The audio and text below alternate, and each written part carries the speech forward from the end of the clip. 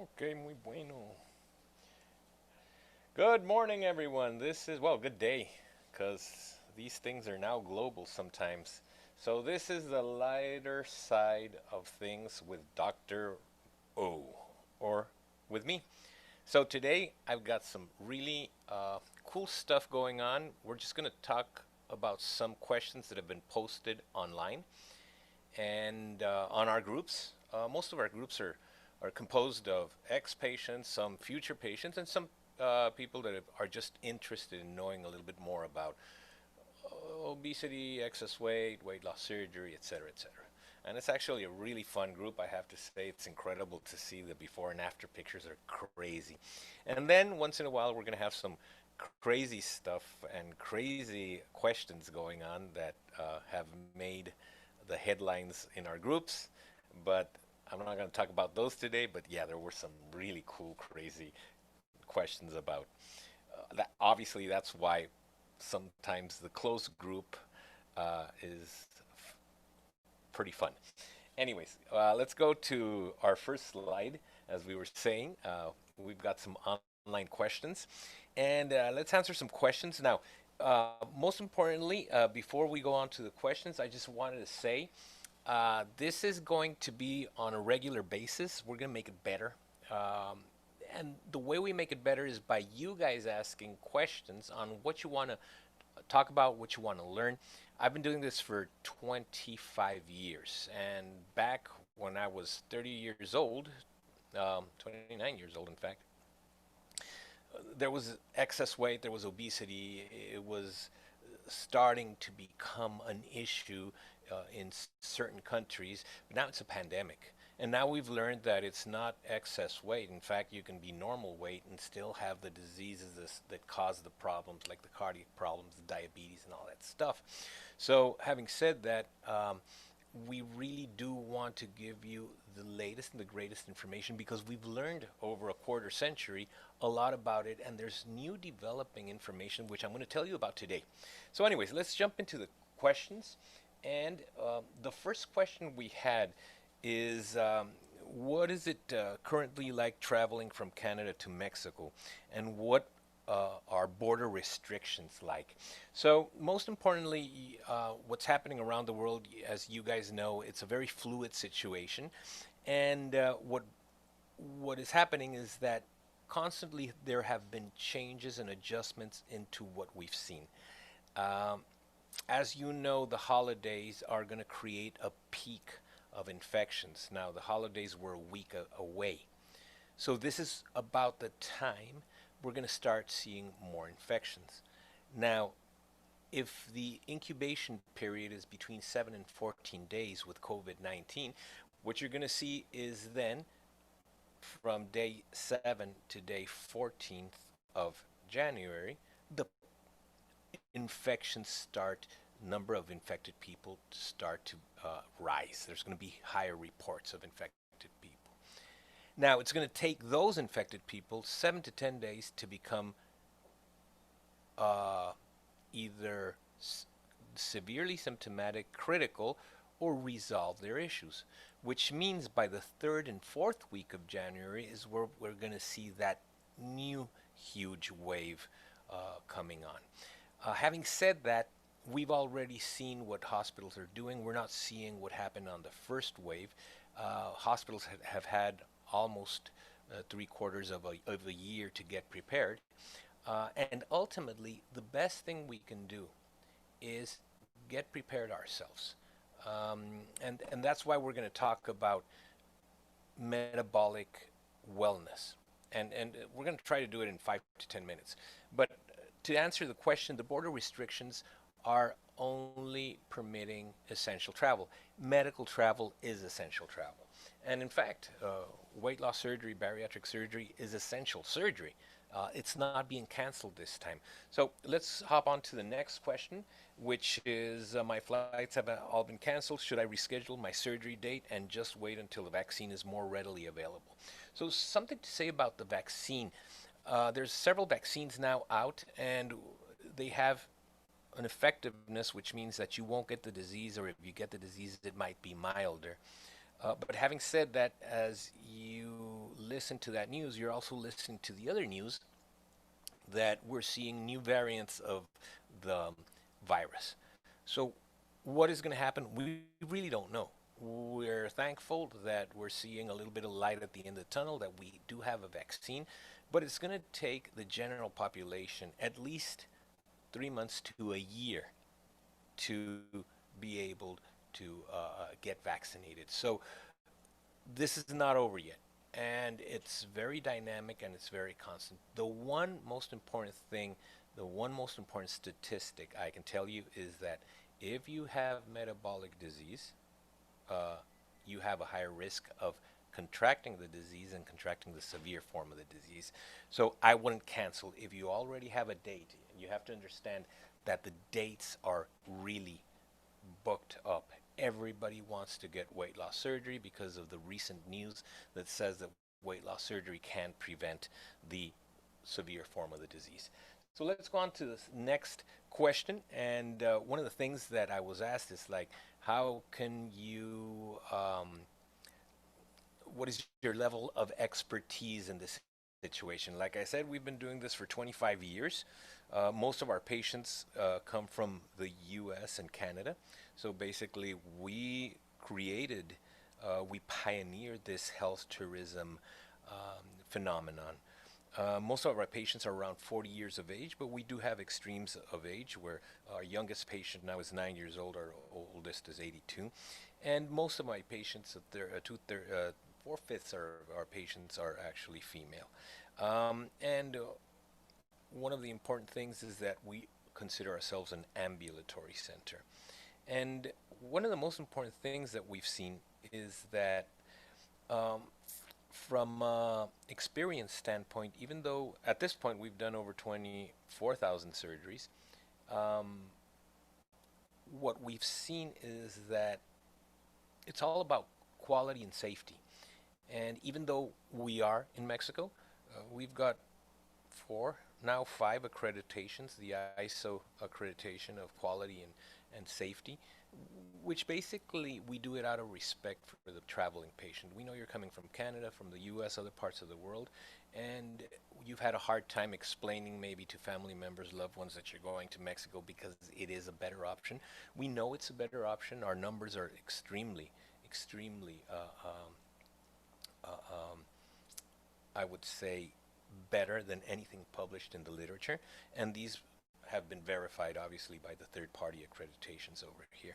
So our idea is to provide the safest, best possible outcome, and as you know, you guys share online all this information with your different friends that have been here. So this is the question I wanted to talk about. It kind of really struck a chord with me because even us as investigators, as researchers, we want to be able to have a foundation when we claim something. I'm not just pulling it out of my sleeve. This question is really important. It says, can bariatric surgery really reduce my chance of getting COVID? How is that possible? That's a great question. It was posted in our social media group, and for that person that posted it, well, we're almost going to dedicate this whole session to you.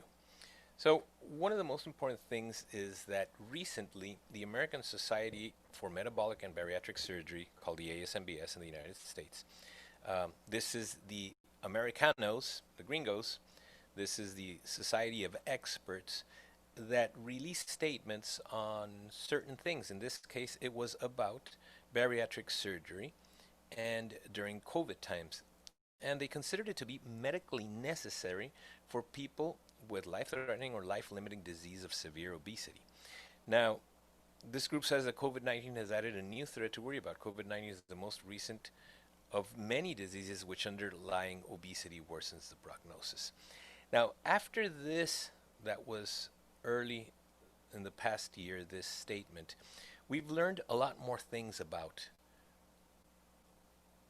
weight loss surgery during this COVID-19 pandemic. And I'm not going to bore you with stuff, but you can go to ibcclub.org. And this guy, this gentleman, he This is the International Bariatric Club, Oxford University webinar series where I am the actual host and I invite experts from around the world to talk about topics, relevant topics to the times. And the topic that you may be interested in is how does obesity increase the risk of death from COVID 19? This is Professor John Wilding, and he is a true expert in all sense of the word in research and a metabolic disease and of course metabolic wellness. So if you want to see exactly how COVID-19 is predisposed by metabolic syndrome, this guy gave us a 12-minute talk and it's spectacular, and here is the link. I will also post the link at the end of the video.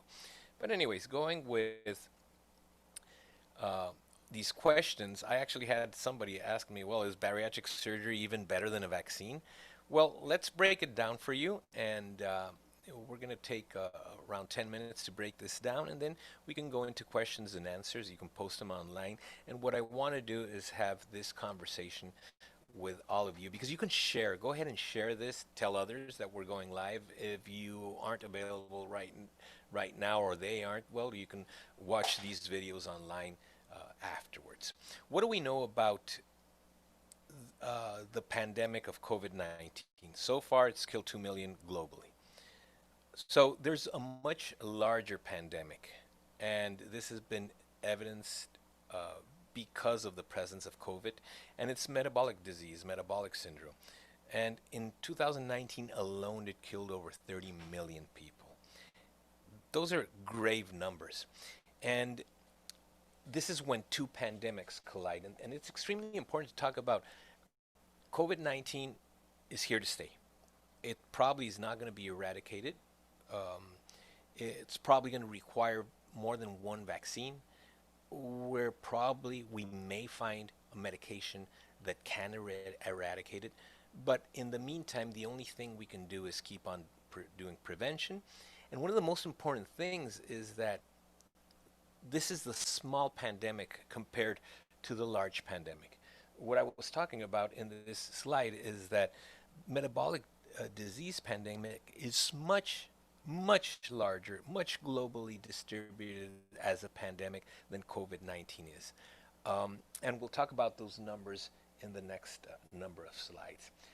When we look at why the metabolic syndrome is so important, really simply put, it's because it causes so many deaths. We can now say without a doubt that metabolic disease causes cardiovascular disease, in other words, the heart attacks that people die of. Over 30% of the people in a population like the United States, Mexico, and other countries are going to die of a heart attack. 1/3, 1 out of 3 people are going to die of a heart attack. The other 1 out of 3 is going to die of cancer. And cancer has also been directly linked to metabolic syndrome. And of course, not to mention diabetes, Alzheimer's, dementia, stroke, and all these other diseases. So when we talk about weight loss surgery, we're talking about the main treatment that reverts metabolic syndrome. So these are the top causes of deaths metabolic globally. Now, we're looking at this slide where what is metabolic syndrome? Because you folks are going to say, well, why should I even pay attention to what metabolic syndrome is? Well, if you've had weight loss surgery, you most probably don't have metabolic syndrome anymore, unless you're doing things wrong. That's why you got to listen to these chats. If you're going to undergo weight loss surgery because of excess weight, probably 80% of people that have excess weight have metabolic syndrome. And if you're skinny and you say, well, I'm not overweight and I don't care. Well, 30% of people that are skinny also have metabolic syndrome. So maybe you want to listen to this. So what's important about this? We were saying metabolic syndrome basically is glucose intolerance, which means that you become allergic to sugar. You cannot metabolize it like you used to. Your insulin gets higher and higher and higher. We'll talk about that in a little bit. You have high triglycerides, high cholesterol. And these, in fact, can create a situation where it starts affecting your vasculature, your irrigation, especially from the heart and the brain. That's why it can lead to heart attacks and stroke. And you can get high blood pressure. Any of these are factors associated to metabolic syndrome. You can have one, but if you have either number two or two of these, you definitely have metabolic syndrome. And of course, it goes with abdominal obesity. So, most importantly, we've already said that it's these five factors. Again, we're going to be really quick about it, but sugar intolerance, high insulin, high triglycerides, high cholesterol, high blood pressure, and obesity. What does this lead to? So, this can lead to that. In other words, it leads to full-fledged obesity, gout, cancer, diabetes, atherosclerosis, coronary heart disease, stroke, Alzheimer's, liver disease, asthma, arthritis, impotence, polycystic ovarian syndrome in a partridge, in a pear tree, etc., etc., etc. That's why it's extremely important to understand that we are not treating just obesity. We're not treating people that just have diabetes and may get cardiovascular disease, and 1/3 of them are going to have cancer, or a good percentage are going to end up with dementia or stroke, or non-alcoholic fatty liver disease. By the way, non-alcoholic fatty liver disease is basically the first time in the history of medicine that kids, adolescents, young adults have cirrhosis of the liver, non-alcoholic fatty liver disease, non-associated to alcohol. This time it's associated to sugar. And we will talk in the future about those, so you can actually send me messaging and we'll talk about whatever you guys want to. PCOS, polycystic ovarian syndrome. This is a fertility issue. Now, some of you may know what PCOS is. PCOS is when a female becomes infertile because they're producing too much testosterone, and the ovaries are not, they become polycystic. In other words, they become full of cysts, and they're not producing, they're not ovulating, etc. This is all dependent on insulin. Every single PCOS disease is dependent on insulin. And what does all this have to do with metabolic syndrome? Just keep on listening. Erectile dysfunction, also associated to metabolic syndrome, migraine, arthritis, and like I said, many other diseases. So it's all associated to insulin resistance and high insulin. Now, why should you care? This is a great study between 2009 and 2016 where 5 things were measured. The circumference of the waist of people in adults in America, their blood sugar, their blood pressure, their triglycerides, their good cholesterol, and they didn't have to be taking medications for any disease in order to see how many of them had any of these factors. Well, here's the bad news. Only 12.2% of the adult population in the United States are metabolically fit. And since metabolic disease is progressive, that means that the other percentage, 87.8%, will actually develop metabolic syndrome. And these that are in optimal health will actually, they have to take really good care of themselves. In another way to explain this is graphically. Let me show you what we know about metabolic disease. And let's talk, it's a chronic disease, like we all know, and you may have PCOS, get diagnosed with PCOS on day 0. Or you might get diagnosed with high blood pressure, hypertension, or maybe diabetes right here. This is the day 0. So you go to the doctor and you say, Doc, I have been sick for 5 years with hypertension. Oh, that's really good. I'm going to give you a medication to control your blood pressure. And your blood pressure normalizes, but it really doesn't cure the disease. You're just controlling the symptom. Well, let's say maybe it's not high blood pressure. Let's say it's high blood sugar. Hey, doc, my blood sugars are over 100. Okay, cool. let's give you a medication that diminishes the symptom, which is high blood sugar. Okay, how long have you been sick? Well, I've been sick for 5 years. Okay, cool. So you say 5 years? Well, I've been 5 years, I've been controlled, and it's all good. What we're not paying attention to is that we've recently found that somebody who has a disease that happens on day zero has been sick for almost 20 years. And you can see it right here. Diabetes, as an example, is not a disease of high blood sugar. No, it's a disease of too much insulin. What about high blood pressure? Well, it's not a disease of too much pressure. It's a disease of too much insulin. And any other disease that you want to talk about that I've already mentioned starts off 20 years before we get the first symptom. This is extremely important to understand because then when we look at this graphic, and again, I just want to call your attention to day zero, you start having signs of insulin resistance. Your tissue becomes less sensitive to the insulin you're producing, thus, you produce more insulin to counter that effect. It's just a vicious cycle. So you start 15 years before you start having insulin resistance. What happens 10 years before? You become glucose intolerant. Might not show as high blood sugar, but you're already metabolizing your blood sugar incorrectly. And last but not least, 5 years before, this was 10 years, 5 years before, guess what? You already start having macrovascular and microvascular disease. What is that? Your arteries start clogging up. So if anyone has had high blood pressure, high blood sugar, high cholesterol, high triglycerides, you can associate that with the most important thing, this hyperinsulinemia.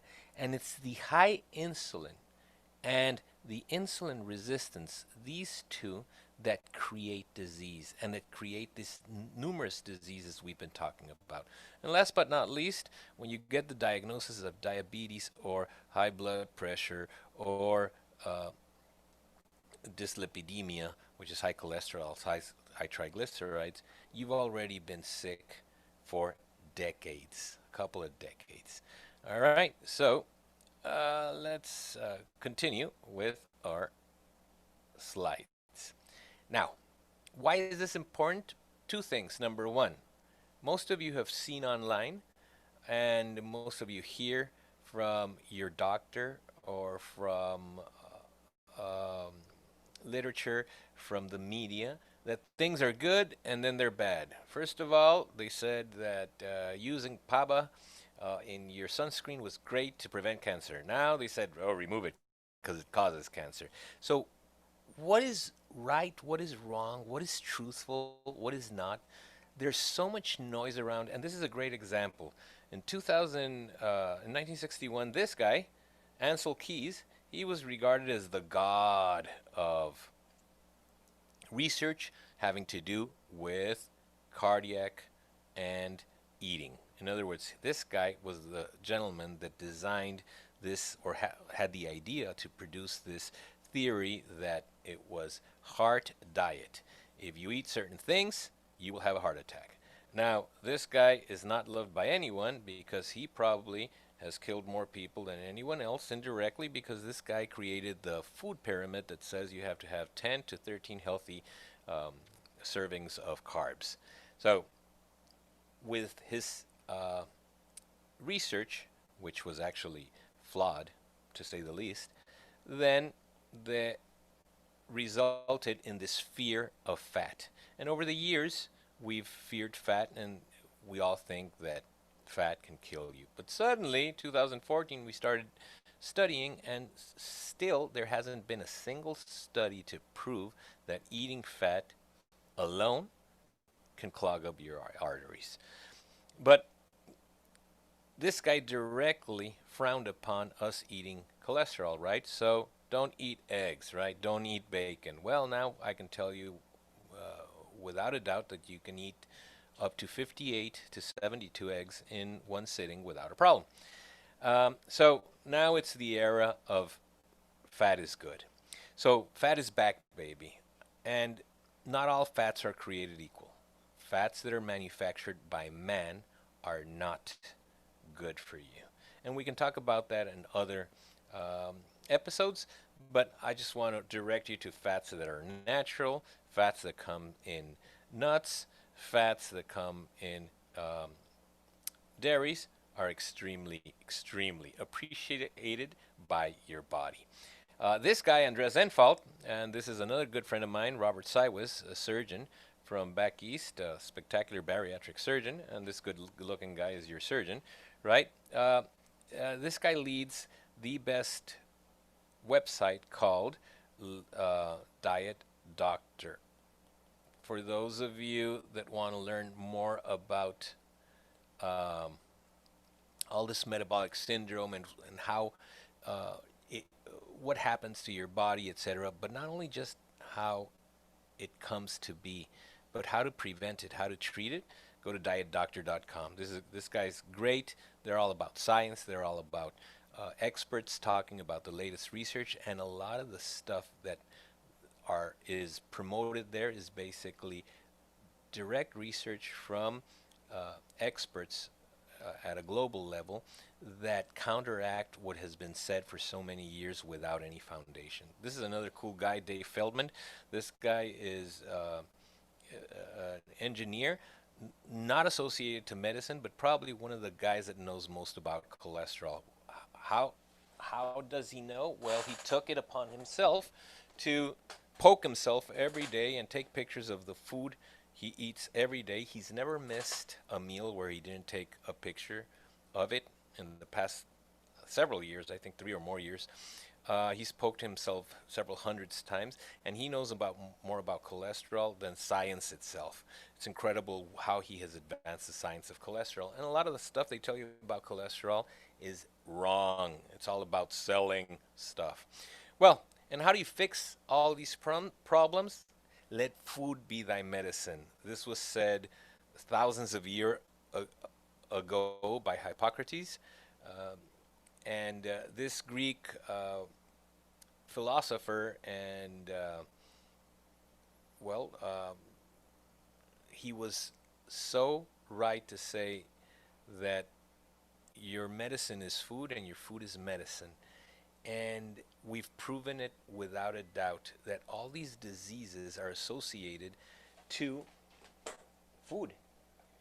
Excess weight, obesity, metabolic syndrome, metabolic disease, they're all associated to what we eat. And I'll give you a great example. Other mammals in nature don't get diabetes. They don't die of heart attacks. Some of them get cancer, of course, because, well, you can't prevent them from being in the environment where the chemicals, etc., are as the environmental factors. But none of these mammals get hypertension. It's only us. It's only humans, we're supposed to be the smart ones, get all these diseases. So having said all this, there's much we can talk about of each and every topic. So please post your questions online, and we're going to select a few of those questions, and I'm going to bring in literatures. Once in a while, I'm going to bring an expert, an international expert. We have access to experts all around the globe. And whatever you're interested in, we will talk about. As a surgeon, I'm used to going in, doing what I got to do, and finishing up, closing it up, and call it a day. After almost 30 years of doing this, I've learned that my responsibility doesn't end with doing surgery. I got to give my patients the tools to use that surgery to better their life. We're talking about metabolic wellness. We now know that 9 out of 10 people have higher insulin than they should. Why do they have higher insulin? Simply put, because 3 things. We live in a stressful environment. We have more inflammation than we should, and we eat too many processed foods. So, I leave you this homework. Find ways to release that stress even in these tough COVID-19 times. And we can do a lot of talks about this. We'll bring in experts, we'll bring in our nutrition team and other international experts to talk about this on our future segments. Number two, inflammation. What causes inflammation in the body? It's what we do in life, what we are uh, uh, um, in contact with, and what we eat, what we drink. So there's ways to remove inflammation, and we'll talk about those. But again, you guys know if you're eating processed foods, processed flours, processed oils, or processed fats, all the fats that come from seeds, and processed sugars, you are in an inflammatory situation. This is why weight loss surgery is the answer to preventing the severe form of COVID-19. Last but not least, we were saying um, inflammation, we were saying stress, and of course, the what you eat, the processed foods. These three important things, if we change them, will dramatically have an effect over your insulin, over your insulin resistance. The less insulin you stimulate, the less insulin you will have in your body, the less insulin resistance you become. So it normalizes. And these diseases we were talking about, they all have the ability to revert. If you follow certain guidelines, there are three things that can cure metabolic syndrome. One is intermittent fasting. Second is low carb therapeutic carb restriction or low carb lifestyle. And number three, weight loss surgery. With you guys that have already had weight loss surgery, what I want to do is I want to combine all three. Now, something that's not said frequently is also the toxicity of food. What is my goal for all my patients? To decarb your life, to detox your life, remove all toxins, pesticides, herbicides, fungicides, chemical fertilizers, plastics, and last but not least, replenish your gut. That's why our nutrition team is always working with other teams to find the best possible options, because again, I want to be able to give you a procedure that's going to be used as a tool for metabolic wellness for the rest of your life. So, in conclusion today, I just want to say that why having weight loss surgery can prevent the severe form of COVID-19. Simply put, the CDC detected that 94% of all the deaths in the United States with COVID-19 had metabolic disease. Only 6% of them didn't. In other words, in general, and you're going to find this published everywhere, more than 80% of people who died from COVID were obese and or diabetic and or had metabolic syndrome. What is the best way to prevent the disease or the severe form of the disease and just catch a cold? Really simply put, revert your status, metabolic status, back to normal. How do you do that? I just gave you all the three tips. So your homework today is remove your inflammation, remove your stress, and keep away from processed foods. We'll keep on talking about this in future episodes. In the meantime, stay safe. God bless. And this is Dr. Ortiz. Till next time.